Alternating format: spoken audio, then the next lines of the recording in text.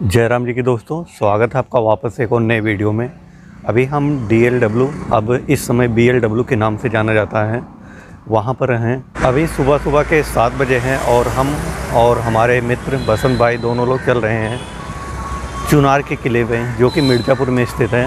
और ये एक ऐतिहासिक और कुछ तिलिस्म के रूप में जैसा माना जाता है वैसे प्रसिद्ध है। अगर आपने 20 साल पहले जो दूरदर्शन पर आता था सीरियल चंद्रकांता, उसे देखा होगा तो आपको याद होगा चुनारगढ़ का किला और चंद्रकांता का कनेक्शन। तो आज उसी चुनारगढ़ के किले पर चलते हैं।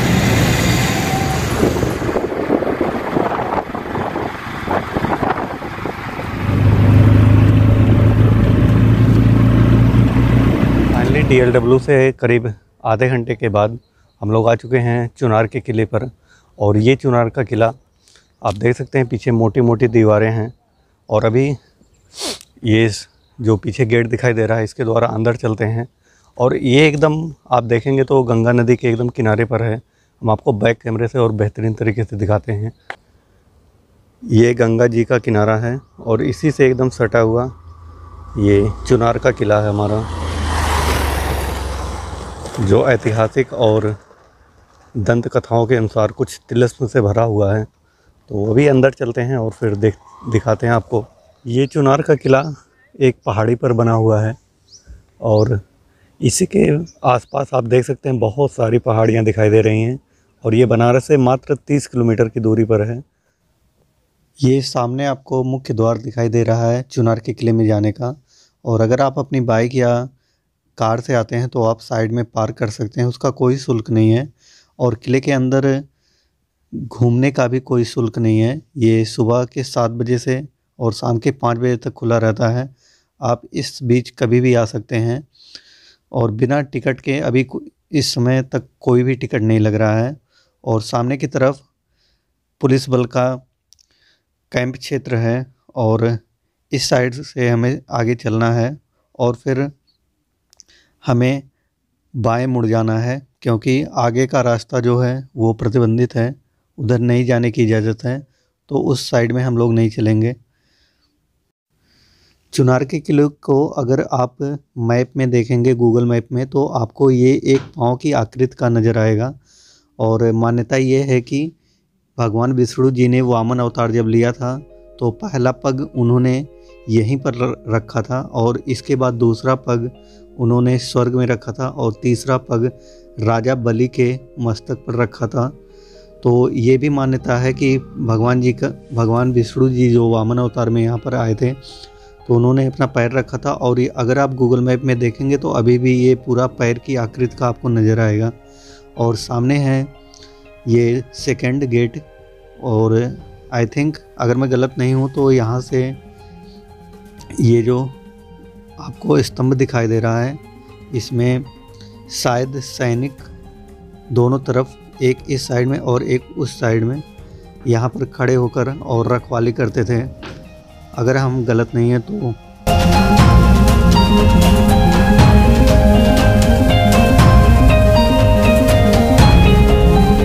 और अभी चलते हैं आगे की तरफ। और ये बोर्ड पर कुछ जानकारियाँ हैं, इन्हें आप पढ़ सकते हैं वीडियो पोस्ट करके।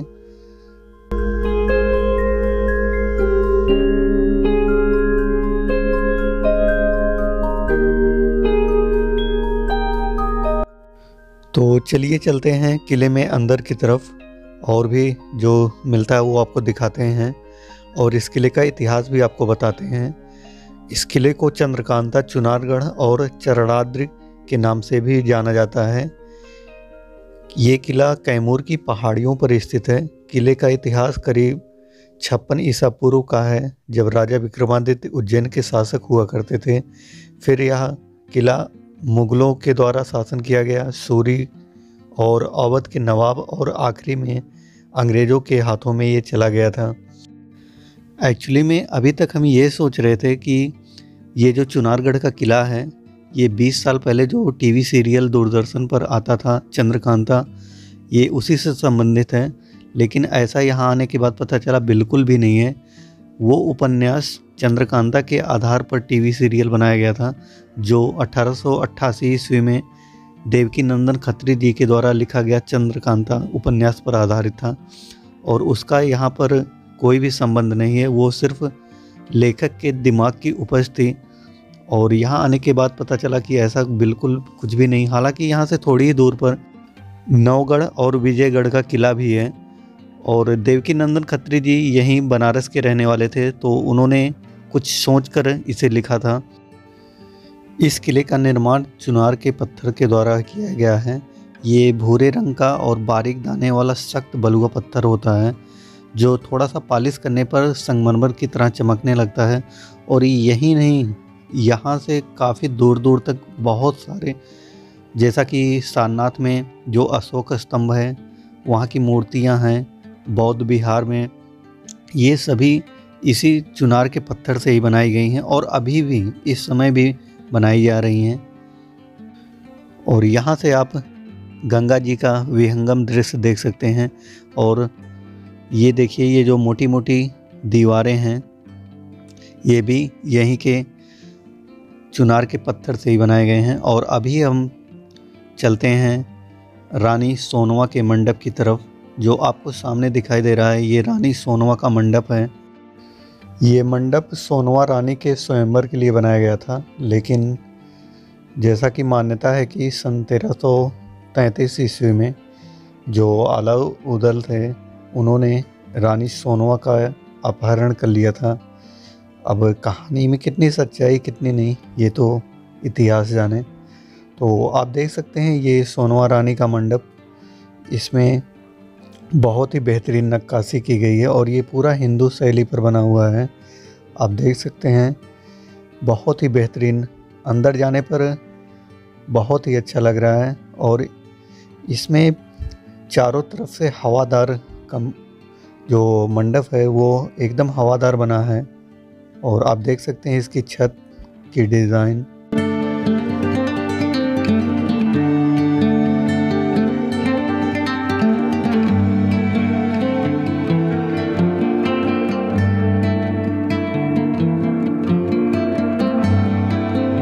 और अभी चलते हैं अंदर की तरफ। और हाँ, यहाँ पर इस मंडप में चारों जो दरवाजे हैं अंदर जाने के लिए, और उसके पहले ही यहाँ सीढ़ियों से छत पर जाने का भी रास्ता है, लेकिन हालांकि अभी उसे बंद कर दिया गया है। और आप देख सकते हैं ये यहाँ पर ताला भी अभी लगा हुआ है, किसी को जाने की इजाज़त नहीं है। और ये हम मंडप के अंदर आ गए हैं।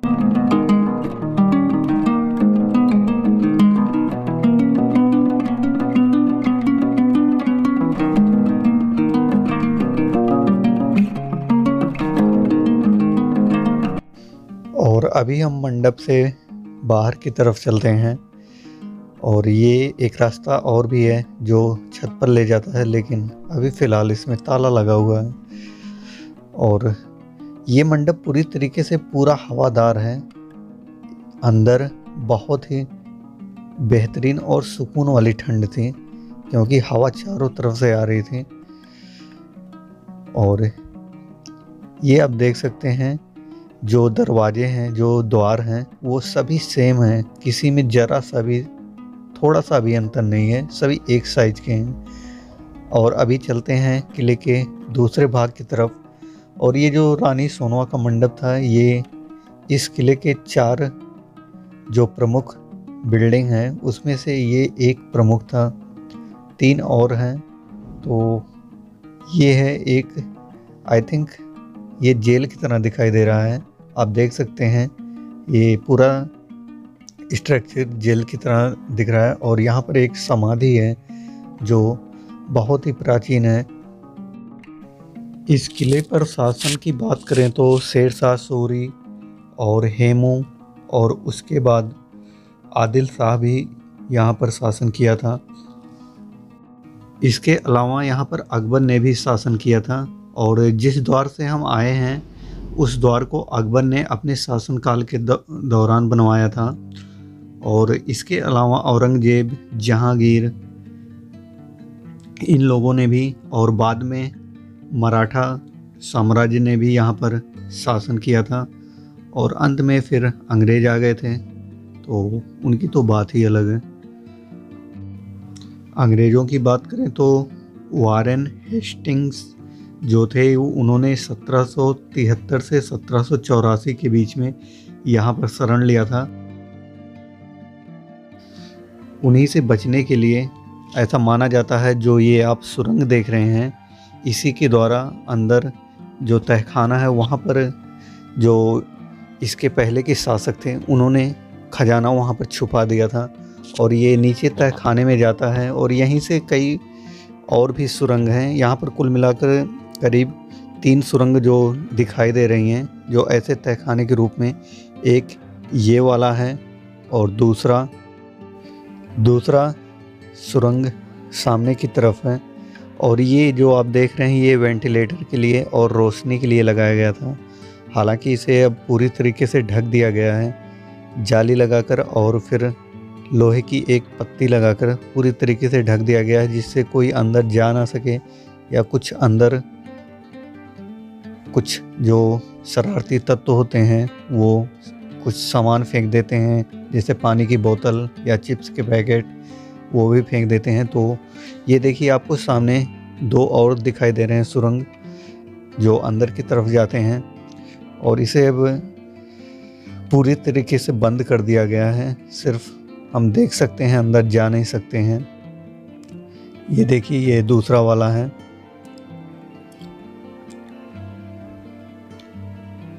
और यहाँ जाली के द्वारा अगर हम आपको दिखाने का प्रयास करें तो आपको स्पष्ट रूप से सीढ़ियाँ अंदर की तरफ जाती हुई दिखाई दे रही हैं।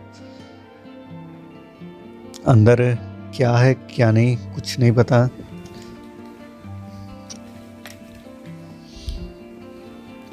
हमने सारी दुनिया आई है।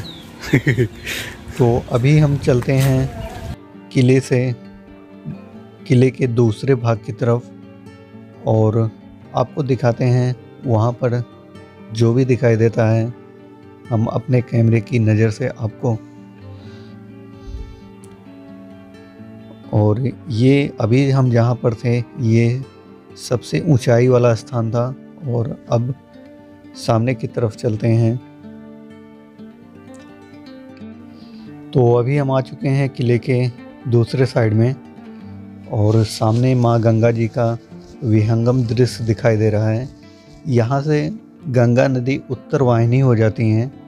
अगर हम गूगल मैप में देखेंगे तो वो हमें साफ साफ दिखाई देंगे। और जो आपको सामने दिखाई दे रहा है छोटा सा किले का एक भाग, यहाँ पर ऐसा माना जाता है कि जो अंग्रेज़ लोग थे वो लोग फांसी देते थे जो यहाँ के कैदी होते थे, और जो यहाँ के पहले के शासक थे वो भी जो सज़ा देने का प्रावधान था वो वहीं पर देते थे।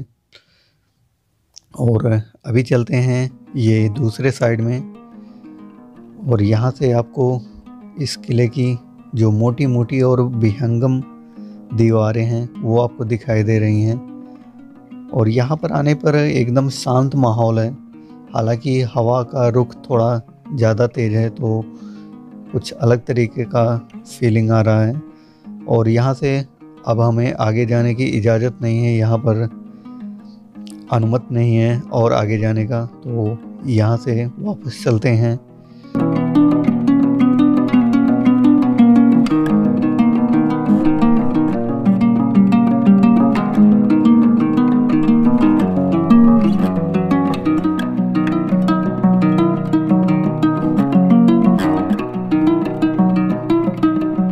और इस साइड से आपको किले का अन्य भाग दिखाई दे रहा है। हालांकि अभी यहाँ पर बहुत ज़्यादा घूमने की इजाज़त नहीं है, पहले था लेकिन अभी रोक दिया गया है, क्योंकि ये अंदर बहुत ही झाल झंखाड़ है, बहुत ही जंगली जानवरों के होने का शक है। तो अभी हम लोग चल रहे हैं रानी सोनवा का जो स्नान करने का स्थान था वहाँ पर। ये चुनारगढ़ का किले का कुआं है जो बहुत ही फेमस है। ऐसा माना जाता है कि रानी सोनवा यहाँ पर नहाने के लिए आती थी। और ये जो आपको दिखाई दे रहा है ये कुएं के अंदर जो सीढ़ियाँ गई हैं वहाँ पर रोशनी के लिए खोला गया एक छोटा सा आप रोशनदान बोल सकते हैं। और अभी चलते हैं जो कुएं के अंदर सीढ़ियाँ गई हैं उसकी तरफ। हालांकि यहाँ पर बहुत ही जो आप गंदगी बोल सकते हैं, झाल झंखाड़ बोल सकते हैं, झाड़ियाँ बोल सकते हैं, वो हैं, इसकी सफाई नहीं हुई है। और ये वो सीढ़ियाँ हैं जिसके द्वारा रानी सोनवा कुएं के अंदर स्नान करने के लिए जाती थी। हालांकि अभी इसे पूरी तरीके से बंद कर दिया गया है, यहाँ पर अंदर जाने की इजाज़त नहीं है। तो हम आपको बाहर से ही दिखाते हैं। जो ये एक दूसरा रोशनदान की तरह है, ये आप देख सकते हैं अंदर का दृश्य जो हल्का हल्का दिखाई दे रहा है। इसी के द्वारा रानी सोनवा अंदर जाती थी, ऐसा माना जाता है यहाँ पर। तो अभी चलते हैं कुएं की तरफ जो बहुत ही विशाल है और ऐसा माना जाता है कि ये गंगा नदी से जुड़ा हुआ है और इसका जल स्रोत गंगा नदी से ही आता है। और ये बहुत बड़ा विशाल कुआं है, इसे देखकर ही डर लग रहा है। और आप सामने देख सकते हैं एक सामान रखने या फिर मसाल रखने या फिर दिया रखने के लिए एक मेहराब है। और ये है वो ऐसा बोला जाता है ये रहस्यमयी कुआं है। और यहाँ पर बहुत ही डर लग रहा है, पता नहीं क्यों। वैसे रेलिंग तो लगी है चारों तरफ, लेकिन फिर भी डर लग रहा है। और अंदर आप देख सकते हैं बहुत से लोगों ने जो पानी की बोतल हैं, चिप्स के पैकेट हैं, वो भी फेंक दिए हैं। तो ऐसा अगर आप आएँ तो ऐसा करने से बचें, क्योंकि ये हमारी विरासत, हमारी धरोहर है जो प्राचीन काल से अभी तक सही सलामत है। तो इसे और आगे भी सलामत रहे, ऐसा आप कुछ करें। और ये आप देख सकते हैं, ये जो अभी हमने आपको सीढ़ियाँ दिखाई थी वो वहाँ दूर से घूमकर और फिर यहाँ पर अंदर निकलती हैं। और रानी सोनवा ऐसा माना जाता है कि यहीं पर स्नान करने के लिए आती थी।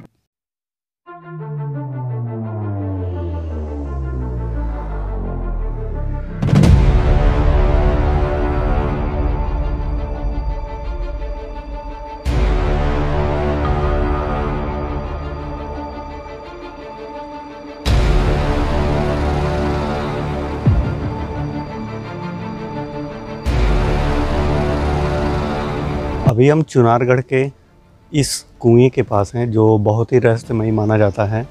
और इसे देखकर ही डर लग रहा है और इसे पास जाने की हिम्मत नहीं हो रही है।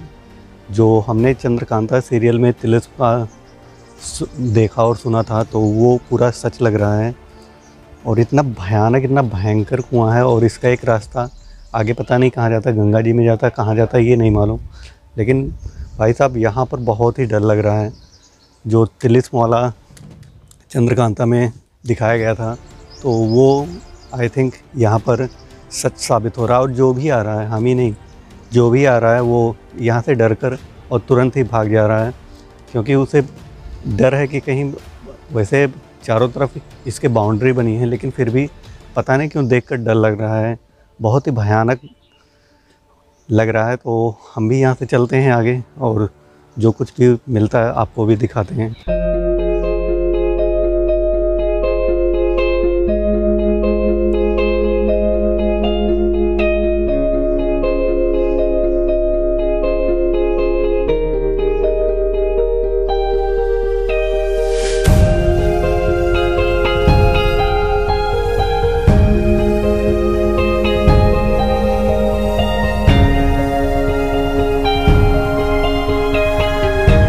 तो ये था हमारा चुनारगढ़ किले से एक छोटा सा वीडियो, जिसमें हमने चुनारगढ़ के किले को दिखाया। और यहाँ का ऐतिहासिक महत्व तो मालूम है, लेकिन जो तिलिस्म का और चंद्रकांता का कुछ कनेक्शन है तो वो भी आई थिंक सही होगा। कितना सही कितना गलत ये तो सही ढंग से नहीं पता। और लेकिन कुछ तो होगा ही, क्योंकि जो चीज़ें यहाँ पर दिखाई दे रही हैं, जहाँ तक हमें जाने की इजाज़त है वहाँ तक जितना भी दिखाई दिया वो उसकी वजह से लगता है हाँ कुछ तो कनेक्शन होगा। और अभी ये गंगा नदी के किनारे पर बहुत तेज़ हवा चल रही है। सुबह के करीब दोपहर के करीब 11:30-12 बजने वाले हैं, लेकिन ठंड बहुत है। तो वीडियो कैसा लगा कमेंट सेक्शन में ज़रूर बताइएगा, और अभी मिलते हैं फिर किसी और नए वीडियो में। तब तक के लिए जय राम जी की दोस्ती।